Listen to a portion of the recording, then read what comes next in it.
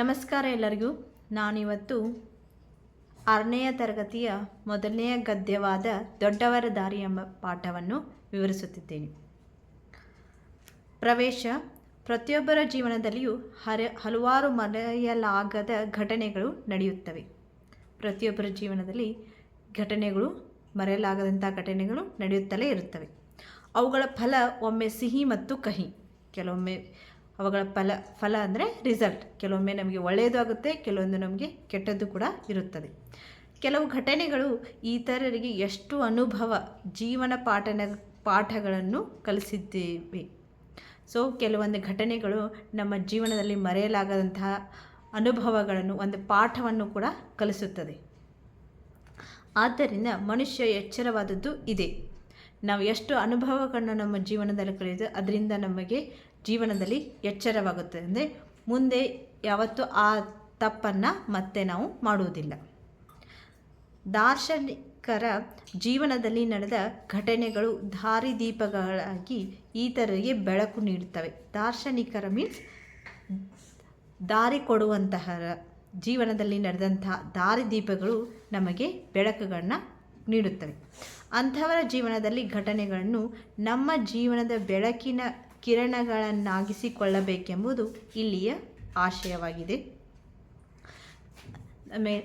ಅಂದರೆ ದೊಡ್ಡವರ ಜೀವನದಲ್ಲಿ ಆದಂಥ ಘಟನೆಗಳನ್ನು ನಾವು ಕೇಳುವುದರಿಂದ, ನೋಡುವುದರಿಂದ, ಅವುಗಳ ಅನುಭವಗಳನ್ನು ಪಡೆಯುವುದರಿಂದ ನಮಗೆ ಯಾವ ರೀತಿ ನಮ್ಮ ಜೀವನದಲ್ಲಿ ಬದುಕಬೇಕೆಂಬುದನ್ನು ತಿಳಿಸಿಕೊಡುತ್ತವೆ. ಮೊದಲನೇದಾಗಿ ನಾವು ರಾಜೇಂದ್ರ ಪ್ರಸಾದರ ಬಗ್ಗೆ ನೋಡೋಣ. ಡಾಕ್ಟರ್ ರಾಜೇಂದ್ರ ಪ್ರಸಾದರು ಭಾರತದ ಪ್ರಥಮ ರಾಷ್ಟ್ರಪತಿಗಳು. ನಿಮಗೆಲ್ಲ ಗೊತ್ತಿರೋ ಹಾಗೆ ಡಾಕ್ಟರ್ ರಾಜೇಂದ್ರ ಪ್ರಸಾದ್ ಇವರು ಭಾರತದ ಮೊಟ್ಟ ಮೊದಲ ರಾಷ್ಟ್ರಪತಿಗಳಾಗಿದ್ದರು. ಇವರು ಅತ್ಯಂತ ಉನ್ನತ ಸ್ಥಾನಕ್ಕೇರಿದರೂ ಸರಳ ಜೀವನ ನಡೆಸಿದರು. ಒಂದು ಒಳ್ಳೆಯ ಹುದ್ದೆಯಲ್ಲಿ, ಸ್ಥಾನದಲ್ಲಿ ಇದ್ದರೂ ಕೂಡ ಅವರ ಜೀವನವನ್ನು ತುಂಬ ಸರಳ ಜೀವನವನ್ನು ನಡೆಸ್ತಾ ಇದ್ದರು. ಯಾವುದೇ ಆಡಂಬರವಿಲ್ಲದೆ ತುಂಬ ಸರಳ ಜೀವನವನ್ನು ನಡೆಸ್ತಾ ಇದ್ದರು. ಜನಕ ಮಹಾರಾಜನಂತೆ ಅವರದ್ದು ಋಷಿ ಸದೃಶ ಜೀವನ. ಜನಕ ಮಹಾರಾಜನಂತೆ ಇವರು ಋಷಿ ಸದೃಶ ಅಂತಂದರೆ ಋಷಿಗಳ ತರಹ. ಋಷಿಗಳು ಹೇಗೆ ಸರಳ ಜೀವನವನ್ನು ನಡೆಸುತ್ತಿದ್ದರು, ಯಾವುದೇ ಆಡಂಬರವಿಲ್ಲದೆ, ಯಾವುದಕ್ಕೂ ಜಾಸ್ತಿ ಹಣವನ್ನು ವ್ಯಯ ಮಾಡುತ್ತಿದ್ದೆ ಸರಳ ಜೀವನವನ್ನು, ತಮ್ಮ ಆಹಾರ ವಿಹಾರ ಎಲ್ಲವೂ ಕಟ್ಟುನಿಟ್ಟಾಗಿ ಇರಿಸ್ತಿದ್ದರು. ಅದೇ ರೀತಿ ನಮ್ಮ ರಾಜೇಂದ್ರ ಪ್ರಸಾದ್ ಅವರು ಕೂಡ ತಮ್ಮ ಸರಳ ಜೀವನವನ್ನು ನಡೆಸ್ತಿದ್ರು. ಅವರು ಕೋಪವನ್ನು ಹತ್ತಿಕ್ಕಬಲ್ಲವರಾಗಿದ್ದರು. ಯಾರು ಕೋಪವನ್ನು ಹತ್ತಿಕ್ಕಬಲ್ಲರೋ ಅವರು ಜಗತ್ತನ್ನೇ ಗೆಲ್ಲುತ್ತಾರಂತೆ. ಅದೇ ರೀತಿ ರಾಜೇಂದ್ರ ಪ್ರಸಾದ್ ಅವರು ತನ್ನ ಕೋಪವನ್ನು ತಮ್ಮ ಹಿಡಿತದಲ್ಲೇ ಇಟ್ಟುಕೊಳ್ಳಬಲ್ಲವರಾಗಿದ್ದರು. ಬಾಳಿನಲ್ಲಿ ಶಿಸ್ತು, ಸಂಯಮ, ಸಮಯ ಪಾಲನೆ ಇವುಗಳಿಗೆ ಭಾರಿ ಮಹತ್ವವನ್ನು ನೀಡ್ತಿದ್ರು. ಜೀವನದಲ್ಲಿ ಇವರು ಶಿಸ್ತು ಅಂದರೆ ಡಿಸಿಪ್ಲಿನ್, ಸಂಯಮ ಅಂದರೆ ಪೇಷನ್ಸ್, ಸಮಯ ಪಾಲನೆ ಅಂದರೆ ಟೈಮ್, ಅವ್ರಿಗೆ ಟೈಮ್ ಸೆನ್ಸ್ ಇತ್ತು. ಟೈಮ್ ಸೆನ್ಸ್ನ ಅವರು ತುಂಬ ಚೆನ್ನಾಗಿ, ಈ ಮೂರು ಜೀವನದಲ್ಲಿ ತುಂಬ ಚೆನ್ನಾಗಿ ಅವರು ಪಾಲನೆಯನ್ನು ಮಾಡ್ತಾ ಇದ್ದರು. ತಾವು ಜನರ ಸೇವಕರಿಂದ ಹೇಳ್ಕೊಳ್ತಿದ್ರು. ಅವರು ಎಲ್ರಿಗೆ ತಾನೇನಂತಂದರೆ, ನಾನು ಒಬ್ಬ ಜನರ ಸೇವಕ, ಜನರಿಗಾಗಿ ಸೇವೆ ಮಾಡಲು ಇರುವಂತಹವನು ಅಂತ ಜನರ ಮುಂದೆ ಹೇಳ್ಕೊಳ್ತಿದ್ರು. Next paragraph. ಒಂದು ದಿನ ಕಚೇರಿಯ ಕೆಲಸ ಮುಗಿಸಿ ರಾಜೇಂದ್ರ ಪ್ರಸಾದರು ಮನೆಗೆ ಬಂದಾಗ ಅವರ ಒಂದು ಪುಸ್ತಕದ ಹಲವು ಪುಟಗಳು ಅಲ್ಲಲ್ಲಿ ಚೆಲ್ಲಾಪಿಲ್ಲಿಯಾಗಿ ಹರಿದು ಬಿದ್ದಿರುವುದನ್ನು ನೋಡಿದರು.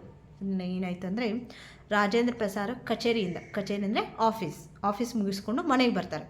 ಆವಾಗ ಅವರ ಒಂದು ಕೋಣೆಯಲ್ಲಿ, ಅವರ ಒಂದು ಮನೆಯಲ್ಲಿ ಬಂದಾಗ ಅವರ ಪುಸ್ತಕಗಳ ಕೆಲವು ಪುಟಗಳು ಹರಿದು ಅಲ್ಲಲ್ಲಿ ಚೆಲ್ಲಾಪಿಲ್ಲಿಯಾಗಿ ಬಿದ್ದಿರೋದನ್ನು ಅವರು ನೋಡಿದರು. ಇದೆಲ್ಲ ಮಕ್ಕಳ ಕೆಲಸ ಎಂಬುದು ಅವರಿಗೆ ಹೊಳೆಯಲು ಹೆಚ್ಚು ವೇಳೆ ಬೇಕಾಗಲಿಲ್ಲ. ಅವರಿಗೆ ಗೊತ್ತಾಯಿತು ನೋಡಿದ ತಕ್ಷಣ, ಇದು ಮಕ್ಕಳದೇ ಕೆಲಸ ಅಂತ. ಮಕ್ಕಳಿಗೆ ತಮ್ಮ ತಪ್ಪಿನ ಅರಿವಾಗಬೇಕೆಂದು ಅನಿಸಿತು. ಅವರು ಏನು ತಪ್ಪು ಮಾಡಿದ್ದಾರೆ, ಅದರದ ತಪ್ಪು ಮಾಡಿದ್ದು ಅವ್ರಿಗೆ ಗೊತ್ತಾಗಬೇಕು ಅಂತ ಅನಿಸ್ತು. ಆದರೆ ಆ ಮಕ್ಕಳನ್ನು ಅಪರಾಧಿಗಳಾಗಿಸಲು ಅವರ ಮನ ಒಪ್ಪಲಿಲ್ಲ. ಆದರೆ ಅವರ ಮಕ್ಕಳನ್ನ ತಪ್ಪು ಮಾಡಿದ ಅಪರಾಧಿ ಸ್ಥಾನಕ್ಕೆ ನಿಲ್ಲಿಸಬಾರ್ದು ಅನ್ನೋದು ಅವ್ರ ಮನಸ್ಸಲ್ಲಿತ್ತು. ಅದಕ್ಕೆ ಅವ್ರು ಏನು ಮಾಡಿದರು ಅಂದರೆ ಒಂದು ಉಪಾಯ ಮಾಡಿದರು. ಮಕ್ಕಳನ್ನ ನಾವು ಅಪರಾಧಿ ಸ್ಥಾನದಲ್ಲಿ ನಿಲ್ಲಿಸೋದು ಬೇಡ, ಅದಕ್ಕೊಂದು ಉಪಾಯ ಮಾಡೋಣ ಅಂಥೇಳಿ ಒಂದು ಉಪಾಯ ಮಾಡಿದರು. ಏನು ಉಪಾಯ ಅಂತಂದರೆ, ಪ್ರಸಾದರು ಮುಖ ಕೈಕಾಲು ತೊಳೆದು ಬಂದರು. ಪ್ರಸಾದರು ಏನು ಬಂದರೆ ಆವಾಗಲೇ ಆಫೀಸಿಂದ ಮನೆಗೆ ಬಂದಿದ್ದರು, ಕೈಕಾಲು ತೊಳ್ಕೊಂಡು ಬಂದರು. ನಿಧಾನವಾಗಿ ಕೋಣೆಯಲ್ಲಿ ಹರಿದು ಬಿದ್ದಿದ್ದ ಪುಸ್ತಕದ ಪುಟಗಳನ್ನು ಒಂದೊಂದಾಗಿ ಎತ್ತಿ ಮೇಜಿನ ಮೇಲಿಟ್ಟರು. ಏನು ಮಾಡಿದರು, ಪುಸ್ತಕ ಪುಟಗಳನ್ನ ಏನೇನು ಹರಿದಿತ್ತಲ್ಲ, ಹರಿದಿರೋದೆಲ್ಲನೂ ಒಂದೊಂದಾಗಿ ಎಲ್ಲ ಮೇಜು ಅಂದರೆ ಟೇಬಲ್ ಮೇಲೆ ಇಟ್ಟರು. ಬಳಿಕ ಮಕ್ಕಳನ್ನೆಲ್ಲ ಬಳಿಗೆ ಕರೆದ್ರು. ಆಮೇಲೆ ಮಕ್ಕಳನ್ನೆಲ್ಲ ತಮ್ಮ ಹತ್ರ ಕರೆದ್ರು, ಬನ್ನಿ ಮಕ್ಕಳೇ ಅಂತ. ಮಕ್ಕಳು ಓಡೋಡಿ ಬಂದರು, ಎಲ್ಲ ಮಕ್ಕಳು ಓಡೋಡಿ ಬಂದರು.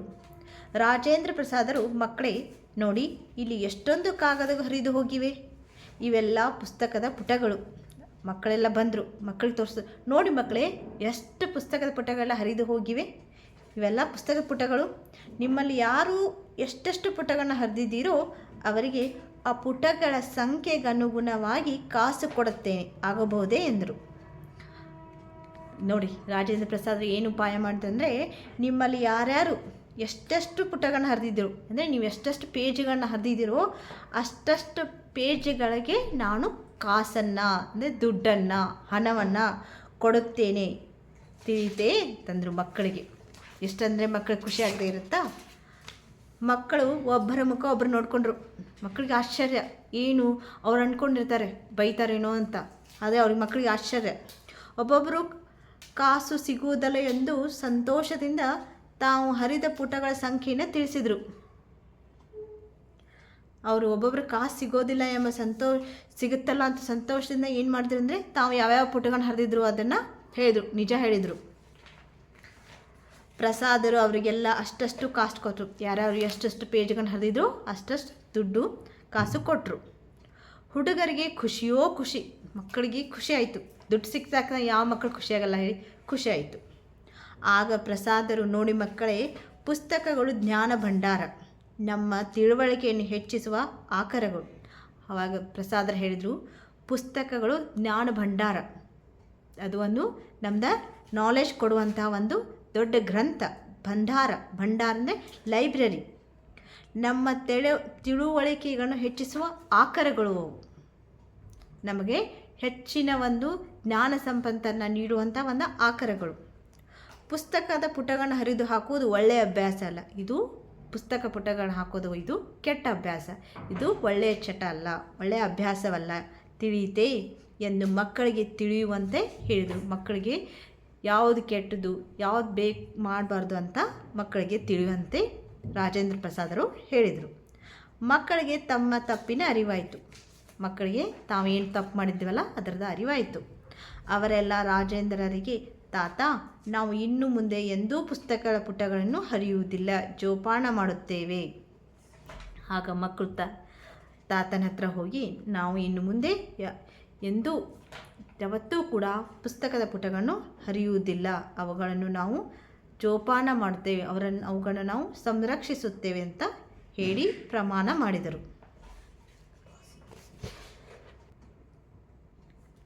ಪ್ರಸಾದರಿಗೆ ಸಮಾಧಾನವಾಯಿತು. ಮಕ್ಕಳಲ್ಲಿ ಅಪರಾಧಿ ಮನೋಭಾವ ಮೂಡಲಿಲ್ಲ.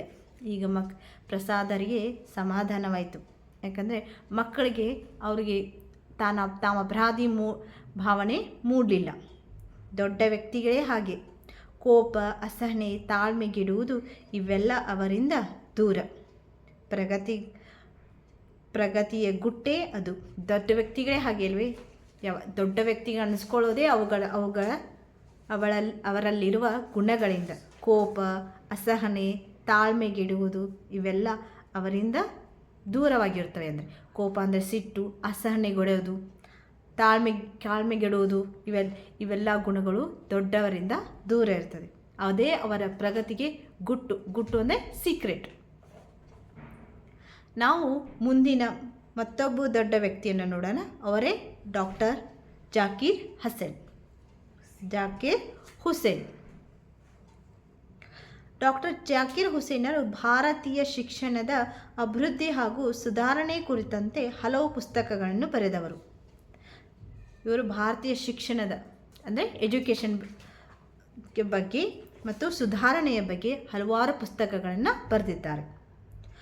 ಭಾರತಕ್ಕೆ ಸ್ವತಂತ್ರ ಬಂದ ಬಳಿಕ ಬಿಹಾರದ ರಾಜ್ಯಪಾಲರಾಗಿ, ಭಾರತದ ಉಪರಾಷ್ಟ್ರಪತಿಗಳಾಗಿ, ಅನಂತರ ರಾಷ್ಟ್ರಪತಿಗಳಾಗಿ ದುಡಿದವರು. ಭಾರತಕ್ಕೆ ಸ್ವತಂತ್ರ ಬಂದ ಮೇಲೆ ಮೊದಲು ಅವರು ಬಿಹಾರದ ರಾಜ್ಯಪಾಲರಾಗಿದ್ದರು, ನಂತರ ಭಾರತದ ಉಪರಾಷ್ಟ್ರಪತಿಗಳಾದರು, ಅದರ ನಂತರ ರಾಷ್ಟ್ರಪತಿಗಳಾಗಿ ಕೆಲಸ ಮಾಡಿದರು. ಕೆಲಕಾಲ ಅಲಿಗಢ ಮುಸ್ಲಿಂ ವಿಶ್ವವಿದ್ಯಾಲಯದ ಕುಲಪತಿಗಳು ಆಗಿದ್ದರು. ಕೆಲವು ಸಮಯ ಅಲಿಗಢ ಮುಸ್ಲಿಂ ವಿಶ್ವವಿದ್ಯಾಲಯದ ಕುಲಪತಿಗಳನ್ನೇ ಪ್ರೊಫೆಸರ್ ಆಗಿ ಕೂಡ ಕೆಲಸ ಮಾಡಿದ್ದಾರೆ.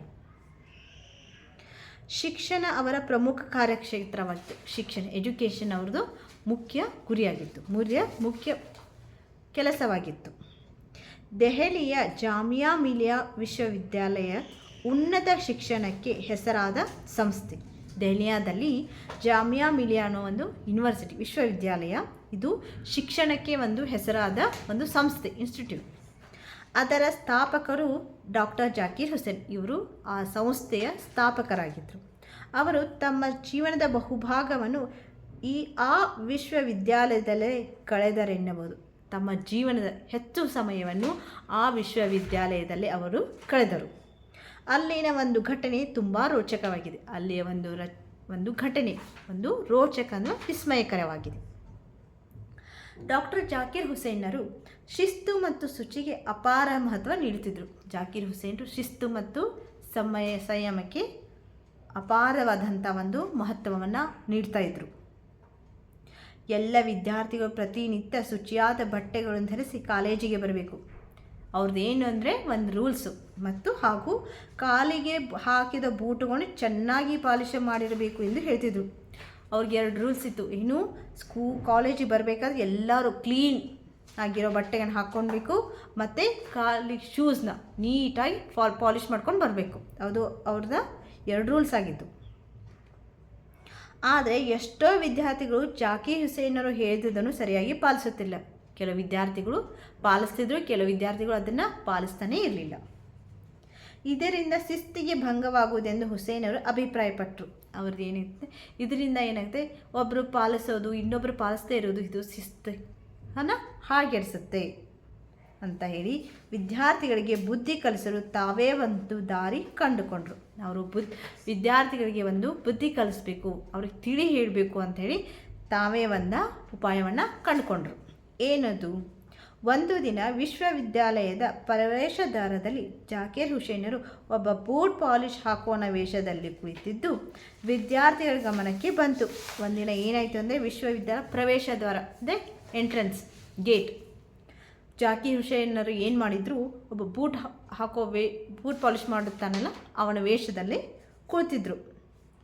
ಆವಾಗ ಅದು ವಿದ್ಯಾರ್ಥಿ ಗಮನಕ್ಕೆ ಬಂತು. ಕುಲಪತಿಗಳ ಕೈಯಲ್ಲಿ ಪಾಲಿಶ್ ಡಬ್ಬಿ, ಬ್ರಷ್ ಹಿಡಿದು ಕುಳಿತಿದ್ದ ದೃಶ್ಯ ಕಂಡ ವಿದ್ಯಾರ್ಥಿಗಳು ತಮ್ಮ ವರ್ತನೆಗೆ ನಾಚಿದರು. ಆವಾಗ ವಿದ್ಯಾರ್ಥಿಗಳ ನಾಚಿಕಾಯಿತು. ಯಾಕೆಂದರೆ ಕುಲಪತಿಗಳು ಅಂದರೆ ಇವರು ಹುಸೇನರು ತಮ್ಮ ಕೈಯಲ್ಲಿ ಪಾಲಿಶ್ ಡಬ್ಬಿ ಮತ್ತು ಬ್ರಷ್ ಹಾಕಿ ಕೂತಿದ್ರು. ತಮ್ಮ ವರ್ತನೆಗೆ ತಾವೇ ನಾಚಿಕೊಂಡ್ರು. ಒಂದಿಬ್ಬರು ಪಾಲಿಶ್ ಕೂಡ ಹಾಕಿಕೊಂಡಿದ್ರು. ಅವ್ರ ಕಡೆಯಿಂದ ಗೊತ್ತಾಗದೇ ಪಾಲಿಶ್ ಕೂಡ ಮಾಡಿಸ್ಕೊಂಡಿದ್ರು. ಅಂದಿನಿಂದ ವಿದ್ಯಾರ್ಥಿಗಳು ನೀಟಾಗಿ ಬಟ್ಟೆ ಧರಿಸಿಕೊಂಡು ಬೂಟುಗಳಿಗೆ ಪಾಲಿಶ್ ಹಾಕಿಕೊಂಡು ಕಾಲೇಜಿಗೆ ಬರ್ತಿದ್ರು. ಅಂದಿನಿಂದ ತಮ್ಮ ತಪ್ಪಿನ ಅರಿವಾಗಿ ಎಲ್ಲರೂ ನೀಟಾಗಿ ಬಟ್ಟೆಗಳನ್ನು ಮತ್ತು ಬೂಟನ್ನು ಪಾಲಿಶ್ ಮಾಡ್ಕೊಂಡು ಹಾಕಿಕೊಂಡು ಬರೋದಕ್ಕೆ ಸ್ಟಾರ್ಟ್ ಮಾಡಿದರು. ಇದು ವಿದ್ಯಾರ್ಥಿಗಳ ಬಾಳಿನಲ್ಲಿ ಶಿಸ್ತು ಬೆಳೆಸಿಕೊಳ್ಳಲು ನೆರವಾಯಿತು. ಇದು ಒಂದು ಘಟನೆ. ವಿದ್ಯಾರ್ಥಿ ಯಾವ ರೀತಿ ತಮ್ಮ ಜೀವನದಲ್ಲಿ ಶಿಸ್ತನ್ನು ಬೆಳೆಸಿಕೊಳ್ಳಬೇಕೆಂಬುದನ್ನು ತಿಳಿದುಕೊಳ್ಳಲು ಉಪಯೋಗವಾಯಿತು. ಶಿಸ್ತು ಮೂಡಿಸಿಕೊಳ್ಳಿ, ಇದು ಜಾಕೀರ್ ಹುಸೇನರ ಆದೇಶವಾಗಿತ್ತು.